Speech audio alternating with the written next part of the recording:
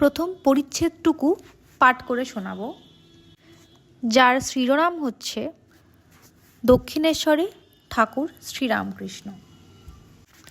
আজ রবিবার, ভক্তদের অবসর হইয়াছে, তাই তাহারা দলে দলে শ্রী শ্রী পরমহংসদেবকে দর্শন করিতে দক্ষিণেশ্বরে কালীবাড়িতে আসিতেছেন। সকলেরই অবারিত দ্বার। যিনি আসিতেছেন, ঠাকুর তাহারই সহিত কথা কহিতেছেন। সাধু, পরমহংস, হিন্দু, খ্রিস্টান, ব্রহ্মজ্ঞানী, শাক্ত, বৈষ্ণব, পুরুষ, স্ত্রীলোক সকলেই আসিতেছেন। ধন্য রানী রাসমণি, তোমারই স্বীকৃতি বলে এই সুন্দর দেবালয় প্রতিষ্ঠিত হইয়াছে। আবার এই সচল প্রতিমা, এই মহাপুরুষকে লোকে আসিয়া দর্শন ও পূজা করিতে পাইতেছে। কালীবাড়িটি কলিকাতা হইতে 2.5 ক্রোশ উত্তরে হইবে, ঠিক গঙ্গার ওপরে।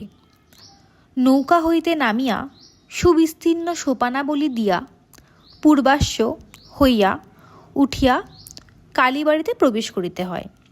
এই ঘাটে পরমহংসদেব স্নান করিতেন। সোপানের পরেই চাঁদনি, সেখানে ঠাকুরবাড়ির চৌকিদারেরা থাকে। তাহাদের খাটিয়া, আম কাঠের সিন্দুক, 2-1টা লোটা সেই চাঁদনিতে মাঝে মাঝে পড়িয়া আছে।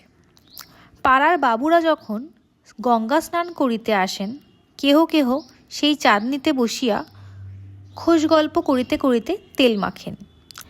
যে সকল সাধু, ফকির, বৈষ্ণব, বৈষ্ণবী অতিথিশালার প্রসাদ পাইবেন বলিয়া আসেন, তাহারাও কেহ কেহ ভোগের ঘণ্টা পর্যন্ত এই চাঁদনিতে অপেক্ষা করেন।